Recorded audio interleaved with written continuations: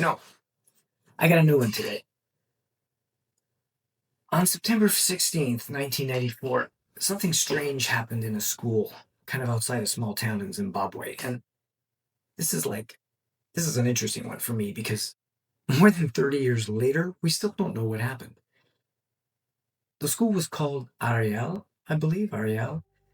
It was kind of located in a town, it was located in a town in Ruwa, about 20 kilometers outside of Zimbabwe, or Zimbabwe's capital. And on this day, it was a normal Friday, and at around 10 o'clock, the students were kind of outside on recess, and most of the teachers were back inside. And that's when something, or some of the students noticed something strange, something in the sky. And what happened next would eventually become one of the most famous UFO incidences ever reported in Africa.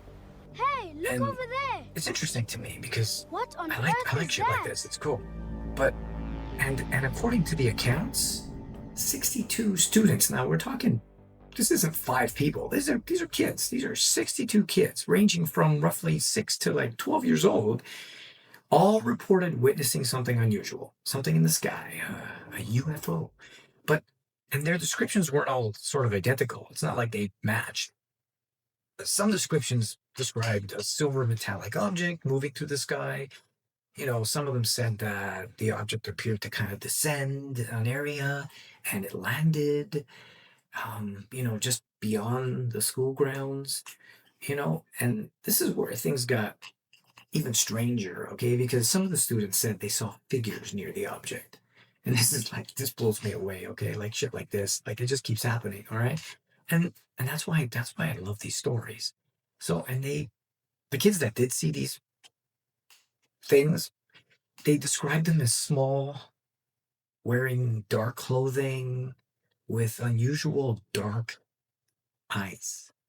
And not every student kind of described exactly the same thing, and not every student at the school reported seeing it, but that's important, okay?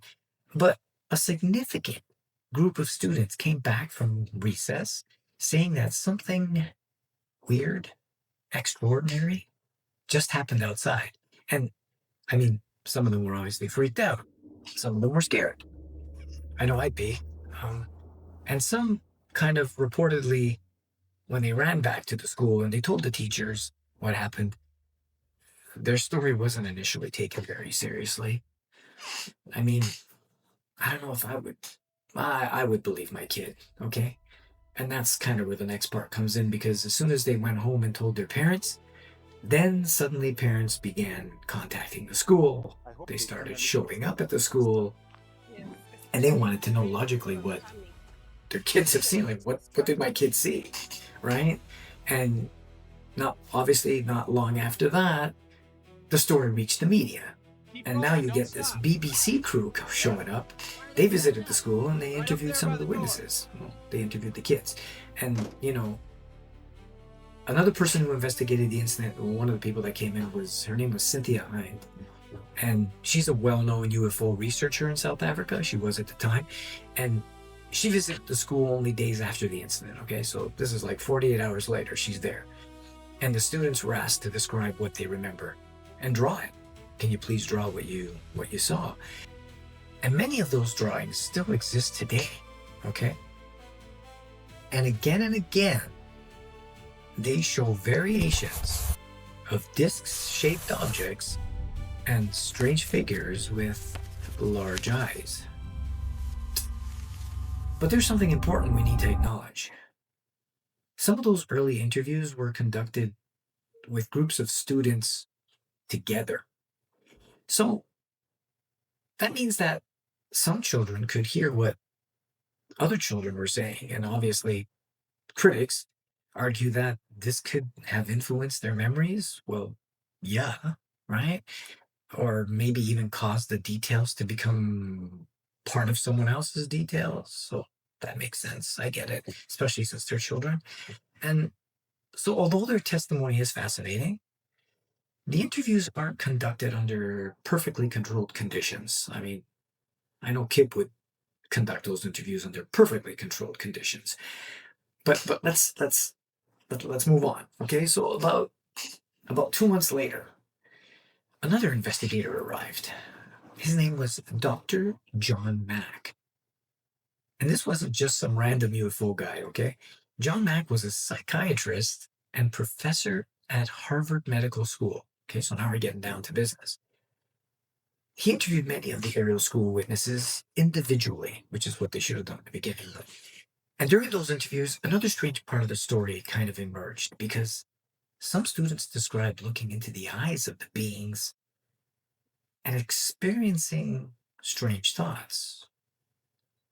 They had images in their head of environmental destruction, pollution, and humanity's increasing dependence on technology. Those are some pretty odd thoughts, but almost like some kind of warning, okay?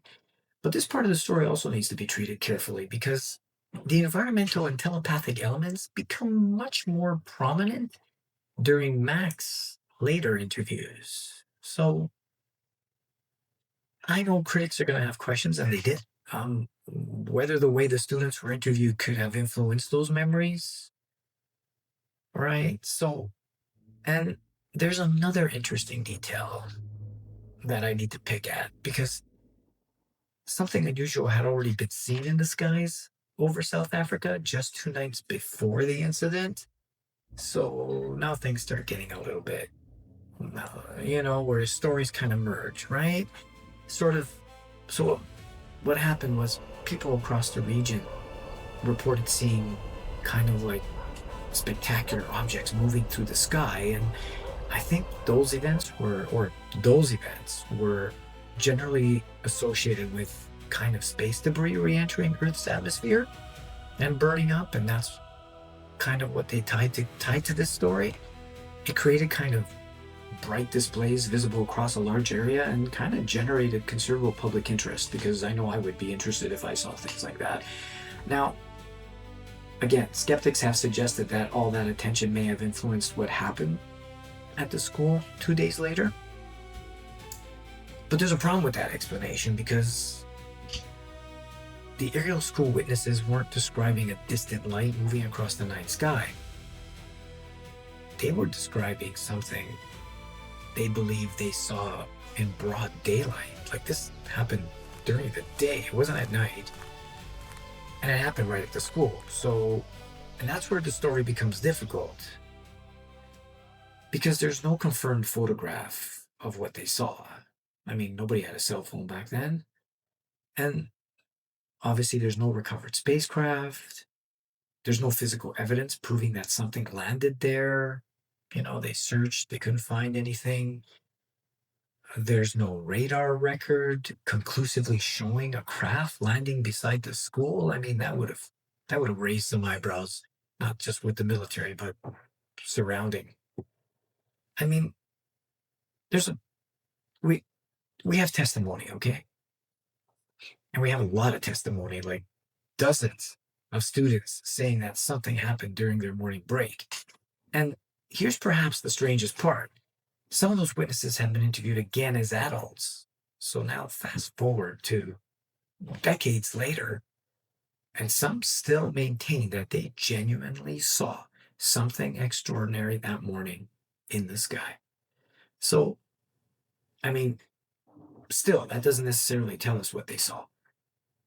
I mean, over the years, explanations have included mistaken identification, social influence, childhood imagination, mass psychology, and even the possibility that it's a hoax. I'm not saying that, UFO researchers, however, they point to the number of witnesses, similarities between many of their accounts, and the fact that some witnesses have maintained their stories decades later, even up until now.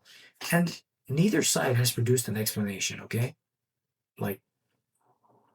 Or just the testimonies. There's nothing that's actually been accepted by everyone. But maybe that's why this case is still so fascinating. Let's forget about the aliens for a moment. Forget about the UFOs. Think about what we actually know. On the morning of September 16th, 1994, a group of primary school students walked back into their classrooms in Zimbabwe and began telling their teachers that something extraordinary had just happened outside. Within days, investigators interviewed them, journalists interviewed them, doctors interviewed them. Within months, a Harvard psychiatrist was sitting across from some of them, asking them to describe what they remembered. And more than 30 years later, we're still talking about it. So, what happened at the school that day? Did dozens of students misunderstand something completely ordinary? Or did one story spread across the playground until dozens of people believed they experienced it all together? Or did those students actually genuinely see something that morning that nobody can explain? I don't know. And maybe that's the point. Because Sector Earth isn't only about UFOs. It's about stories, encounters, mysteries, and events that leave us with one uncomfortable question. What if there are things in this world that simply can't be explained?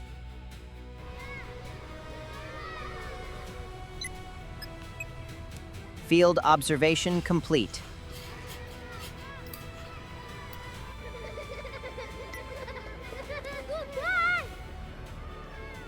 Oh, come on, again?